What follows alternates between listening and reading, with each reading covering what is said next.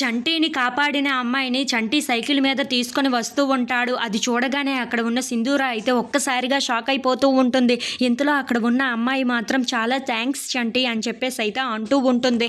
ఆ మాటలు వినగానే అక్కడ ఉన్న చంటి అయితే అదేం పర్వాలేదులేండి అని చెప్పేసి అయితే అంటూ ఉంటాడు. ఇంతలో అక్కడ ఉన్న చంటి అయితే ఇదిగో మీరు వెళ్ళిపోతున్నారు కదా, ఈ మట్టిని ఏం చేయమంటారు అని చెప్పేసి అయితే అడుగుతూ ఉంటాడు. ఆ మాటలు వినగానే అక్కడ ఉన్న అమ్మాయి ఈ మట్టిని శాంపిల్స్ కోసమని తీసుకొని వచ్చాను, నా రూమ్ నేను తీసుకొని వెళ్ళి అవి ఏవో చెక్ చేస్తానులే అని చెప్పేసి అయితే అంటూ ఉంటుంది.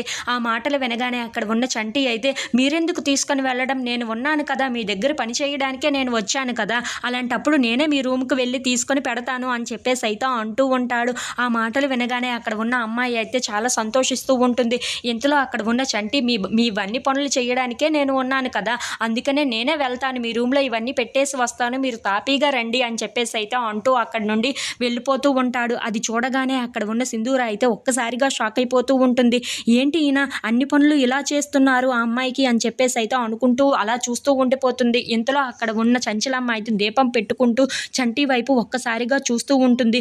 వీడు ఎప్పుడు నా ఇంట్లోకి అడుగు పెడతాడా అని చెప్పేసి అయితే ఎదురు చూస్తూ ఉన్నాను, కానీ ఈరోజు ఇలా పెడతాడని అస్సలు ఊహించలేదు అని చెప్పేసి అయితే అనుకుంటూ చంటి వైపు చూసి చాలా సంతోషిస్తూ ఉంటుంది. ఇంతలో అక్కడ ఉన్న చంచలమ్మ చంటి వైపు చూస్తూ ఉంటుంది. చంటి ఇంట్లోకి అడుగు పెట్టుకుంటూ అలా సింధూర రూమ్ దగ్గరికి అయితే వెళ్తూ ఉంటాడు. అది చూడగానే అక్కడ ఉన్న చంచలమ్మ అయితే చాలా సంతోషిస్తూ ఉంటుంది. ఇంతలో అక్కడ ఉన్న కేశవ, చక్రం వాళ్ళు కూడా ఇలా జరగలేదు కదా, ఈ అమ్మాయి వచ్చిన తర్వాతే ఇవన్నీ జరుగుతున్నాయి అని చెప్పేసి అయితే అనుకుంటూ అలా చంటి వైపు చూస్తూ ఉండిపోతారు.